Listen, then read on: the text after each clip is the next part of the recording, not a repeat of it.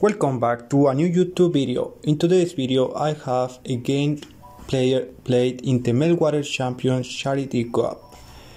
This game is the final between Duda Jan-Christoph between Magnus Carlsen. Duda Jan-Christoph with the white pieces and Magnus Carlsen with the black pieces. So in this game we will have sacrifices and very exciting game. Each game it will be the show what will happen when computer interfere with a game. So white start with e4, very solid move, and black continues with the Sicilian defense. And I have to highlight this, that Magnus Carlsen is one of the bigger master of this opening in specific.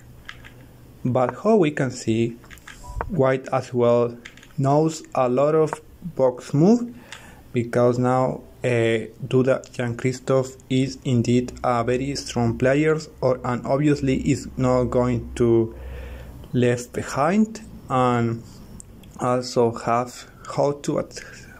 knows how to attack this specific variation.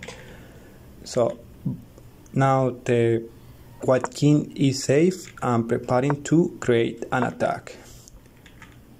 So we can see we have very standard move and both kings are safe. So we have the first inaccuracy, but how we can see later this isn't, because this game is being played by computers, because now stockfish sometimes miss opportunities which another computer could evaluate and indeed could be a brilliant move. But this allows white to take the center right away and attacking the black knight. But this knight goes to a more active line, which is e4, touching important square on the board. But this doesn't seem that white matters, white cares, because now is developing their pieces naturally. So now a fight for the center begins, and queens goes to b6. This moment is when player has been asked, what are you going with your bishop? Are you going to take the knight or go back? But in these scenarios it's important to not lose tempo, and this position it seems like is going to open in a future. So now the queen is very strong and there are no rooks to attack the queen, so right now doesn't care where is the queen right now, because the queen cannot be attacked right away. So now knight goes to d2, asking the black knight if you want to trade knights. But now black developed his bishop on the very natural way. But now we have a pair of maneuvers in which the knight goes to b3. And although f3 according to stockfish seems an accuracy, it is because this move is multi-proposal. Once is asking the pawn on e5 to take en passant, and also this allow an extra square for the black knight to flee. But now white attacks the black knight, asking it, what are you going with your life? But black decided to create a threat, and this move is very tricky because now it's not possible to take the black knight, because It seems like a simple trade. You take my knight, I take your bishop, but this will open the f line to the rook on f8, which will be a very opportunity to start a strong attack. So bishop retreats, well done, and now the black knight has to move because the pawn is going to take it.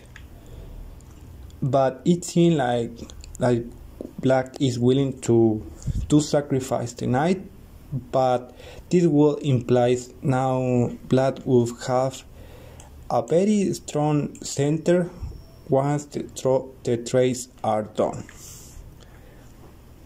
And this rook on d8 is doing an important job, laser being the white king, because this bishop can sacrifice himself and pinning this pawn on e6. But how we can see, white doesn't accept the sack of the pieces. I think this is a very good move because this knight is in certain point untouchable.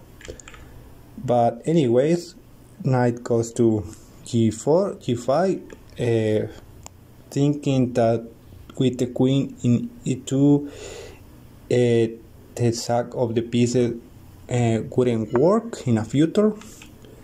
But now we have h4, chasing away the knight on g5.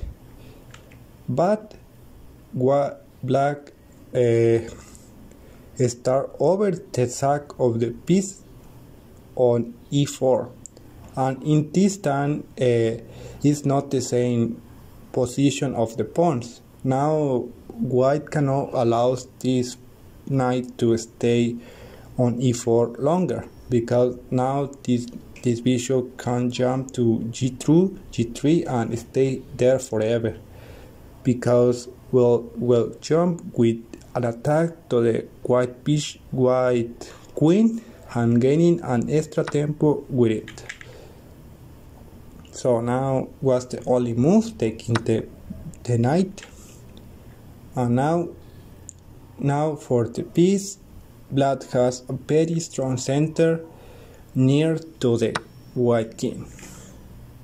So we can see queen takes the pawn on e4 because it seems like a free pawn, but analyzing this with a computer, a better line would be knight c3, pawn e3, and sacking the bishop, giving up this bishop for the two pawns, because only this pawn in a scenario when this goes forward, it will be unable to create a serious attack. But let's go back with what happens in the game. Queens take the pawn on e4, and this allows black to create a strong attack on e2. Now queen is forced to retreat, but this pawn is a square near to the king, close to the king. So now this pawn take take g2, and this pawn will restrict the white king enormously, because in this case this king cannot move, because this pawn is a square of promotion. So the knight goes to defend the position to try to hold a little bit, but queen goes to e6. This is a very strong move because it's threatened to go to h3 and winning in the spot, delivering a checkmate. So now bishop goes to f3, f2, avoiding and controlling all the infiltration square of the black queen. But anyways, black started sacrificing another piece, which is the rook on f3. and it seems like a free piece because this rook is being attacked by 2 pieces and only being defended by 1.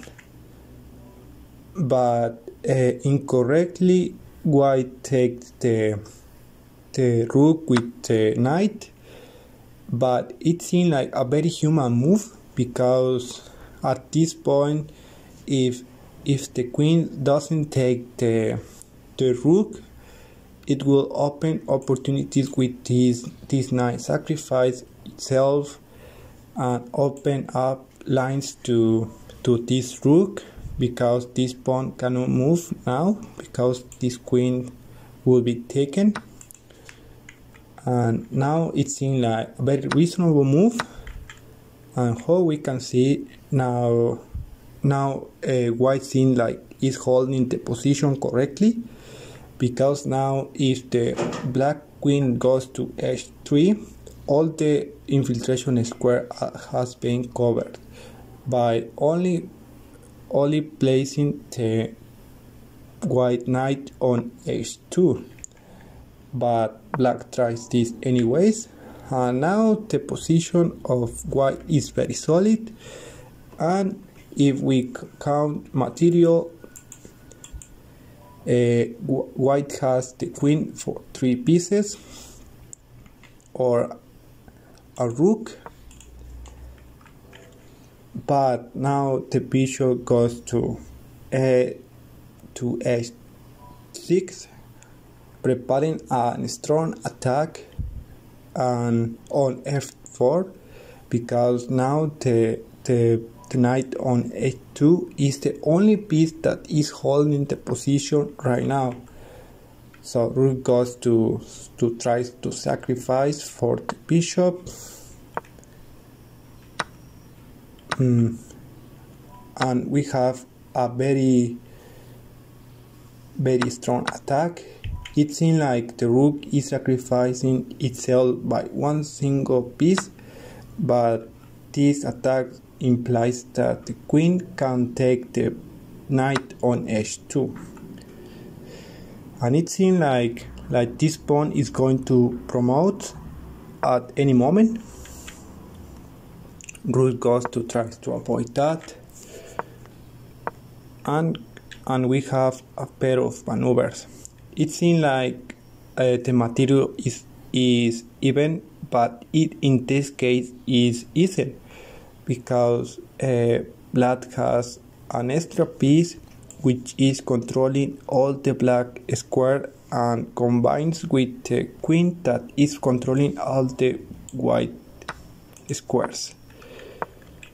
So now the queens take 2 pawns with check, and another pawn falls, and all the white position is falling apart,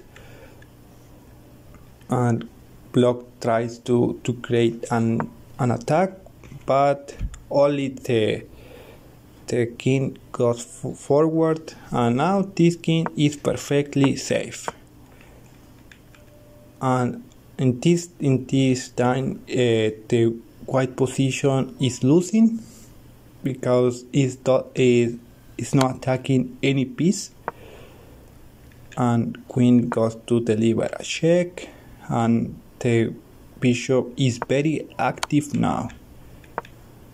So a check, and we have another pawn fall down, and it seems like now this knight is forced to take the bishop, and in endgame sometimes the knight is very tricky and can attack several pieces at the same time, but without a knight and only the queen fighting with 2 rooks is enough when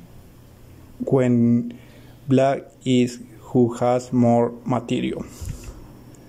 So white resign, and Magnus Carlsen win this game, and although the tournament isn't over yet, but with this game seems like Magnus Carlsen is going to win the whole tournament. So it's all for today. Thank you so much for listening to me and see you in the next video.